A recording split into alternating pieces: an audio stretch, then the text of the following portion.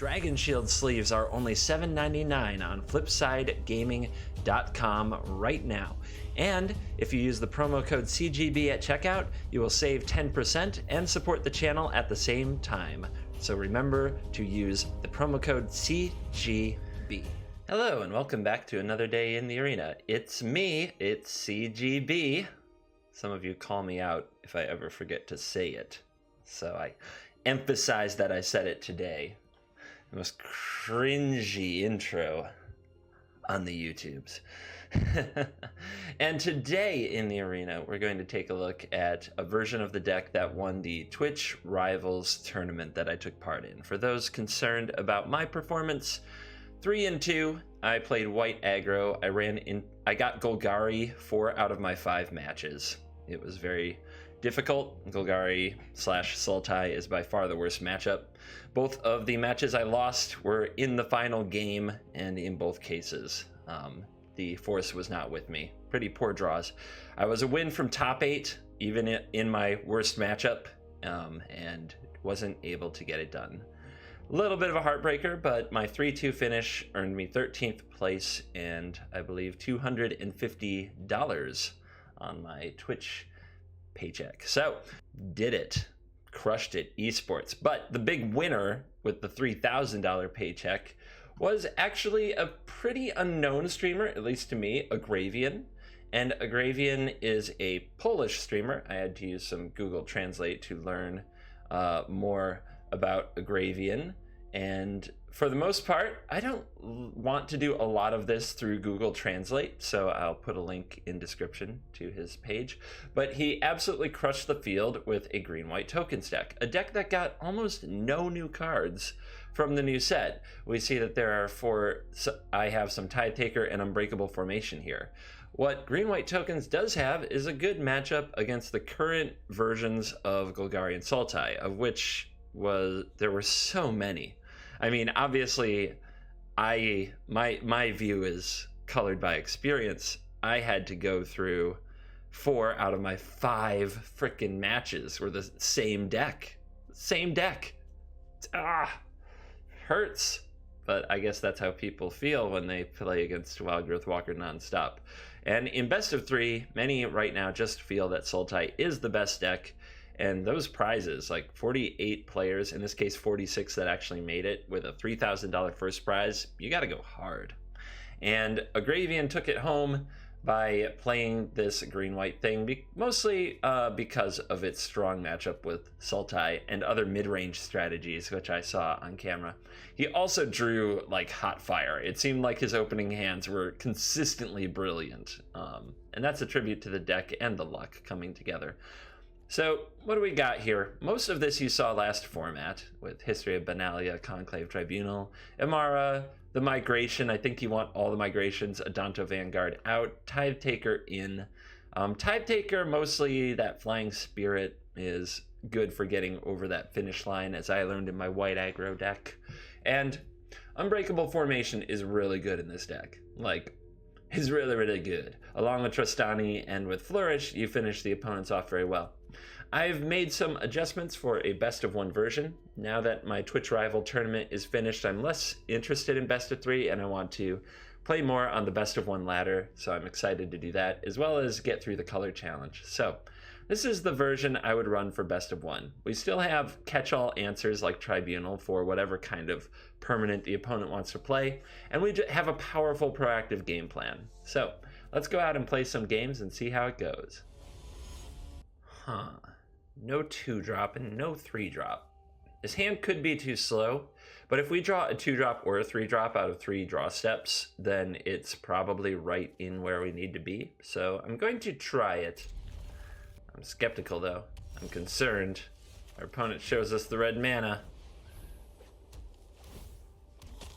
Does not kill my token. Alright. Shock test passed. Pyro. Here we go. Good old mono red. So I think the deck would be very well against mono red if we curve out well. I'm really concerned that if this Imara dies, next turn I won't be able to do very much. Conclave Tribunal on a Pyro is better than nothing, But I'm really worried about too much stuff dying. And there is Wizard's Lightning. And here's 2 damage to my face. But it wasn't a Chain Whirler, so we have that going for us. The stage just got lit. It's got land in it. Benalia, good draw. It's the kind of draw we needed. Nice little 2-for-1. And hopefully that pretty much ensures that we're going to get to Tribunal something. And we definitely aren't interested in trading, though. The life total can be a resource. This deck needs its creatures on the battlefield. When you trade off your creatures, you're probably doing yourself a disservice. Well, I think my opponent plans to risk factor me. I'm also debating whether or not to attack first. If one of these dies in combat, I can't play the Loxodon, which is really frustrating, and I do think I need to play the Loxodon. I could hold this back since it's very unlikely to get bolted though, but I really want the life point as well. If I can't play the Loxodon, I could always play the Tribunal, but I think there'd be many regrets. We could also march. I think it's a Loxodon. So I'm going to hold back the lifelink token just to make sure I get to play it, and I'm going to send in for 2 damage because the 2 damage could be very relevant. Winning a race is often a thing. And we'll see if our opponent is indeed sitting on that risk factor with 4 mana available, or if they just have such a land heavy hand that those lands off the top with Light of the Stage weren't good. Here's the risk factor. I'll take the action. Happy to take the damage when I'm ahead on board. Let you all learn from this. Chain Whirler, too late. I guess it could have always only killed a token, and maybe our opponent was holding out for something better. Alright, the opponent killed off the elephant to get us to 9. Off the top, pump the squad. What's the play? I really do want to flip this landing and get at least close to this March of the Multitudes. But if I attack with all 3, I'm very likely to lose this token, and I don't want to. The lifelinker could be very important. So I think the right play is to attack with the Knights, play the landing, and then what? Tribunal the Chain Whirler? I could Tribunal the Chain Whirler first and tap one of my Knights to do it. If I do that, I get 2 life, which could be huge. And probably very important. I think I'm gonna make that play, which is interesting, I would call it. It's weird to tap one of these Knights when there's so much damage. But now that I know I'm dancing with a risk factor, life total becomes a much bigger resource than it was before.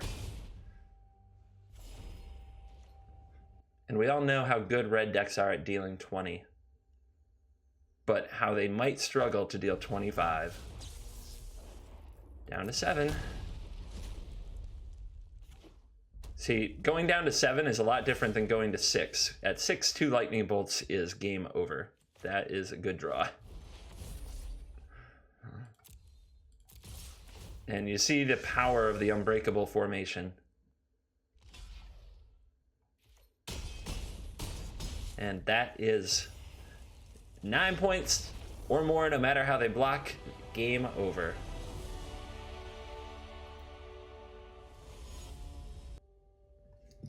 Wow. Is Tithe-Taker a good card? Let's find out. I can never resist the, just spam a million copies of this hand. And on the play, if we're against Esper Control, this will be hilarious. But we're not. We're not. Red deck returns. Alright. Well, these are still decent against red. They sort of have to fight through them, multiple bodies over and over. And it does sometimes just get them. Like, they can't use their firebrands when they think they can and stuff like that. Alright. More Tithe taking. I'll just say go. I don't like putting out too many. I don't like attacking into this. You never know how much removal the opponent's going to toss around here.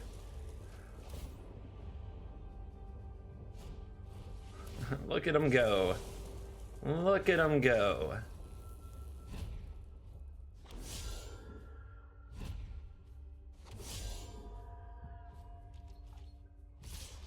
Yeah, we can't really block. We need the bodies. The bodies are how the deck works. Opponent has another 1-drop spell. A Skirk Prospector. And now a Goblin Chain Whirler, perhaps? I don't know if you play Prospector without Chain Whirler. It's a card. Would my opponent have played a Chain Whirler if they had it? I feel like the answer is yes. So I'm going to go get wrecked by this Chain Whirler. Or we're going to have an excellent Unbreakable formation, one of the two.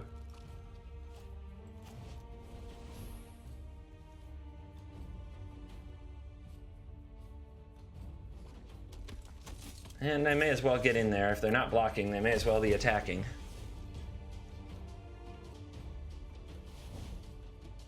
Make 3 mana. It's the slowest roll of a Chain Whirler ever if they have one. Eh? Okay, that's not... Or could still be a Chain Whirler. How perfect is the last hand? How perfect is that last card? Definitely like the slowest roll ever. But instead it's a Skewer the Critics. Alright. The opponent's hell-bent on killing everything. But I'm not blocking. Okay. So can we draw the land for the Tristani? No. But we can hit up Unbreakable formation now if we want. I think that's a little bit better, although I'd prefer to do it with the lifelink tokens, so maybe I do just play the 1/1s. But this does play around the Chain Whirler, so... Ew, frog in the throat. Hold up.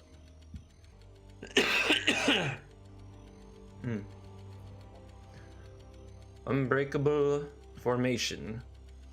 Make it stop. Make it stop, please. Okay.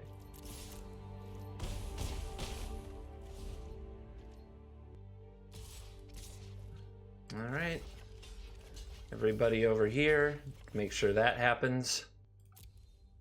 Don't let them blow me out with a removal spell.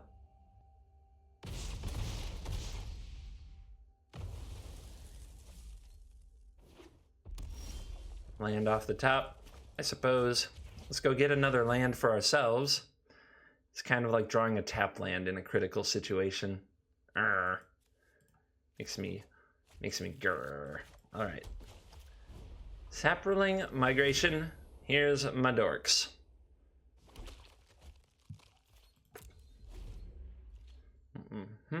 And the top card of the deck is...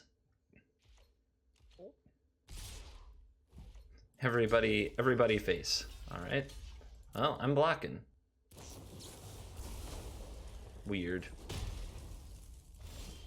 All right. Let's power up.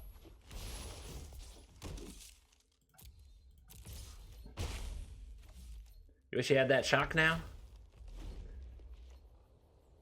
I mean, all it would do is kill one of the lifelinkers, but that's still pretty clutch. Oh, a turn late. Oh no. The force wasn't very strong with that one. I think if I attack with all, the Chain Whirler might try to take out the Tristani, or it might take out a token. This is interesting, because if I can draw any fire to the Tristani, but I think we can say go for at least one turn. I could play this and double my token output on the board, but I sort of want my opponent to kill this Tristani. So I'm going to wait at least one turn. If my opponent holds a card in their hand, I'll probably play the other one. Just because they could draw into burn spell, and I need to fix the board before that happens. But since they're not holding the card, I think I can wait. I want them to try to kill Tristani. I want them to attack me with the chains. Okay, they found a skewer, but they have to do damage to me to play it this turn, which I don't think they will. Alright, what you gonna do? What you gonna do? Alright, fine. So we attack with you, you, and you to make sure that we gain the life. And we kind of want the opponent to block and gang up on the Tristani.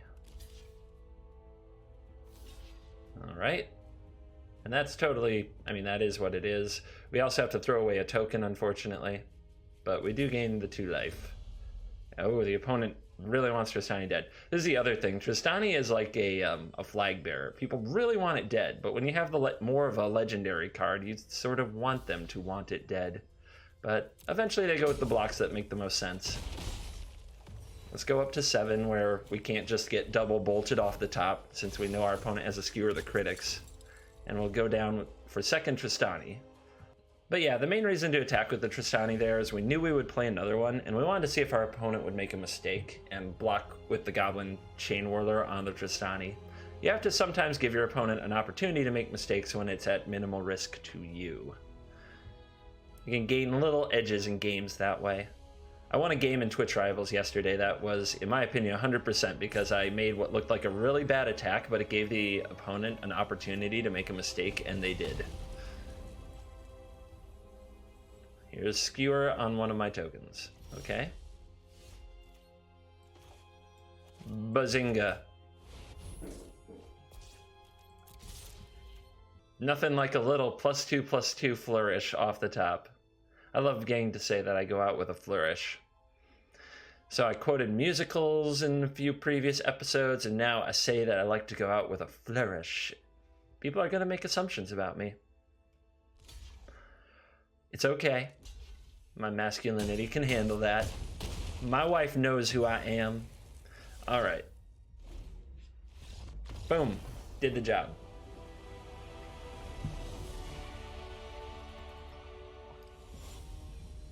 Interesting. No 2-drop, but double Benalia on the play. Yeah, we can work with this.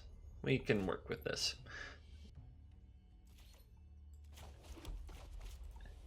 Has a flower now, not a flourish, and we need with the white mana to cast the Benalias. Don't want to mess that part up. Oh boy, more mono blue. But we'll see. Maybe being on the play will do something interesting this game. Still, getting our Benalia, our first or second Benalia countered is so bad. Like, so bad. And yeah, that looks like a counter, doesn't it? Because of that, do I want to play around a counter spell? Well, here's the tough thing. I can play around Spell Pierce with Tide Taker, but an Essence Capture gets it. I can play the Benalia, and Spell Pierce can get that. Or the Wizard's Retort gets everything anyway. So I'm just going to try to play on curve.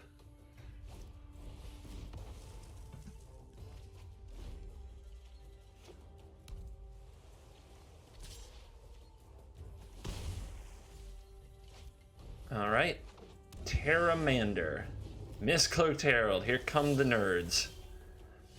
Let's play out creatures here and not Benalia because it plays into Spell Pierce, which is one of the only things that could be available right now.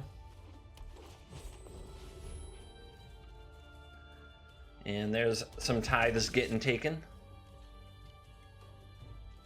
And the opponent says, you can't block me, so here we go. And they are right. Here's a Terramander, and here's a Storm Tamer, and, well, they drew all the nerds.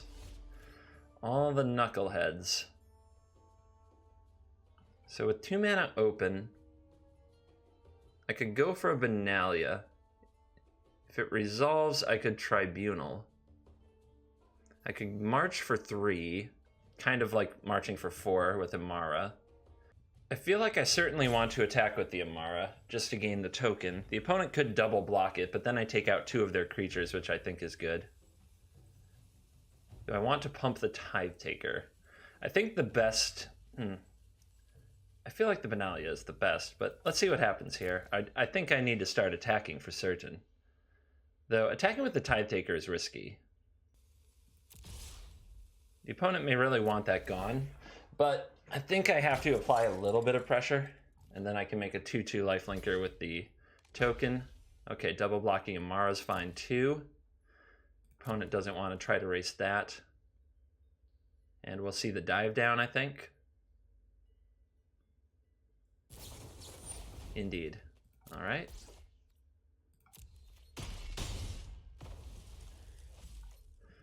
So, Loxy, just to have the lifelinker, I think. And a big bit of power to race these nerds. How's the spell count in the graveyard? Just at 2. Our opponent needs 2 more spells or 2 more lands to make 5/5s. Yeah, I think they're in trouble. Running out of gas here. Interesting hand to keep. Basically, the best card in the hand was a counterspell, and it was used on a Benalia, which makes sense. Not faulting the use on the Benalia. So, I can't die next turn. I should make a million lifelinkers, right? Should I? Make all the lifelink I can? I guess attacking for 2 lifelink here is good too. Alright, so we'll go like this. And like this.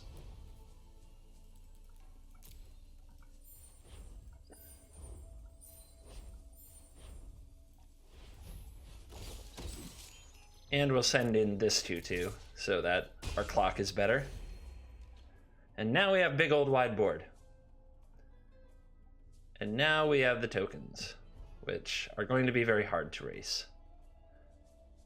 Our opponent could go 5/5 Terramander with land off the top, but the Tribunal can then take that back out. And, yep, that will be the game. Well, the hand is essentially a 5-land hand with no 1, 2, or 3 drops, so it's a mulligan.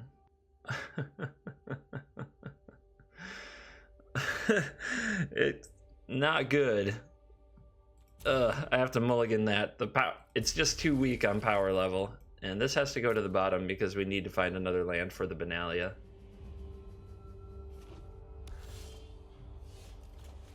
All right, plains. See what you got. Green plus black equals Wild Growth Walker. So, yep, the math adds up. Let's try. I guess the tokens are better if I draw a Conclave Tribunal, so I'll go with that. Our Golgari Sultai matchup should be okay, but we're on a mulligan to 5. It's not. Like, that's, your matchup against everybody falls off dramatically when that happens. Alright, Wild Growth is doing wild things. And our opponent has an elf. Pretty sick draw. If they have anything to do on top of it, we're already so far behind. But, hey, there's a land. So we do get the Benalia.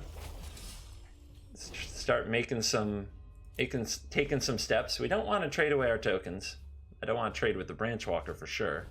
The opponent just gets them back out of the graveyard. So we need our critters, and then we need to pump them up. That's how this works. That's how this works. If I drew 2 lands in a row, I would not be sad. If I'm in your seat, I'm attacking with that Branchwalker as well. Yep. You want to put pressure on the life total. Believe it or not, you are the beatdown. I often pick on Golgari decks for being the beatdown too often, but in this case, they are the beatdown.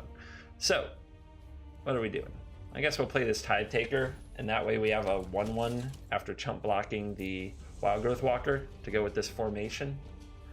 Our opponent could have Finality. That is not something I'm in a position to play around at all. And they shocked themselves, so it's quite possible that's what's coming. Ta-da! Ba-bow! It's so fun. It's a very elite magician. Curving out into Finality against the deck that mulled to 5. But hey, you do what you gotta do. This is what my whole Twitch Rivals tournament was like, just so you know. I took what felt like a million mulligans, and my opponents curved Wild Growth Walker chains into Finality every game. Oh, and don't forget the Hydrate Crassus. Yeah, you have to add the Hydrate Crassus, or it's not a proper Sultai experience. Solid material. Okay, let's play you.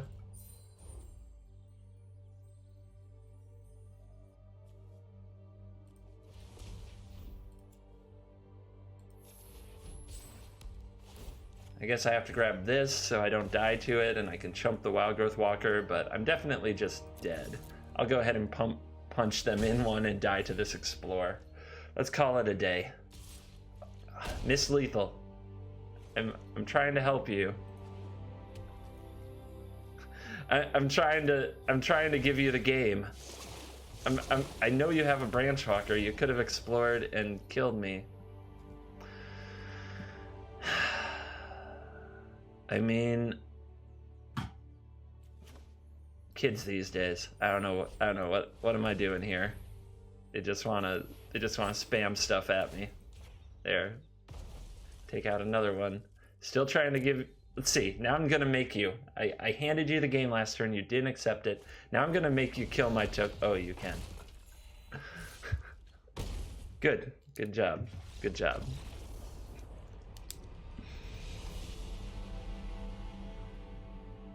I want a rematch because the matchup is not bad.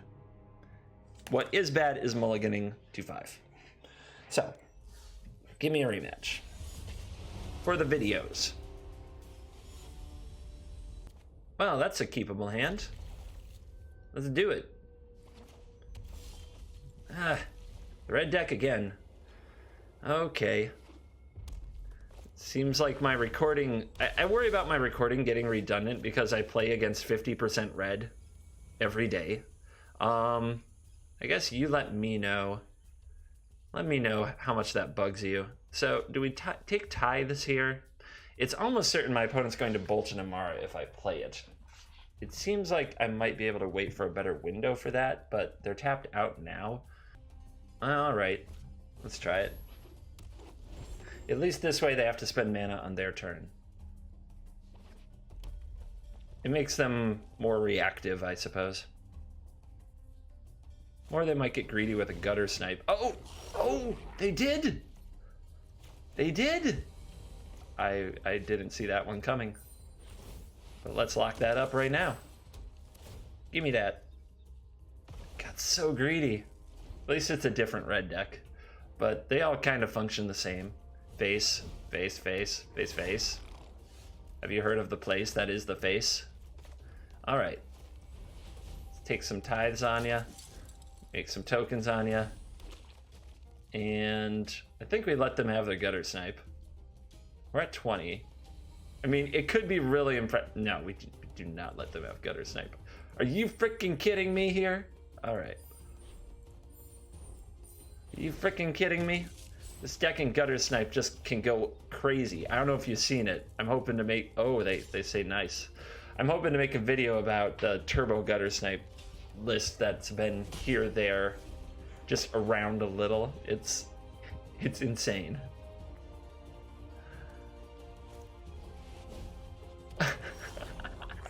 Well, I don't have a choice now. We just gotta beat him down. Let's see. God, what about Goblin Chain Whirler, though? What about that Chain Whirler? I guess we have to Loxy. So how much can we make? 1, 2, 3, 4, 5, 6, 7. Yeah, it's pretty good.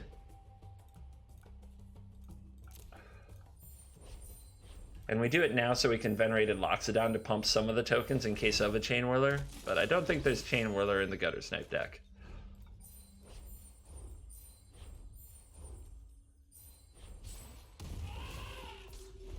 Elefante! Now, let's see if you can deal 20. It's 21. Let's make that 21. Can you deal 21 before I gains a million life? They usually need a Steamkin to have that kind of damage output. But here we go. Let the party begin. Tormenting Voice. Discarding Risk Factor. I think the real question on everyone's mind is, will my opponent even let me attack? Will they stick around and let me have one attack step with all this? Don't leave. Yeah, good game. All right. Oh, no, where are they going? Oh, we were about to Mega Smash. Okay, we did it, I guess. I hope that you enjoyed these games with the green-white tokens deck. I still think it has a place on the ladder. I'm not quite sure if it's top tier, but it was great for the Rivals tournament, and maybe it will be great for you. Thank you for watching this video. As always, I will see you in the next video, and please like and subscribe. Mana necklaces have arrived at hauntedflower.com. These necklaces are a great way to show your favorite MTG colors. Remember to use the promo code CGB at checkout to save 10%. That is promo code CGB on hauntedflower.com.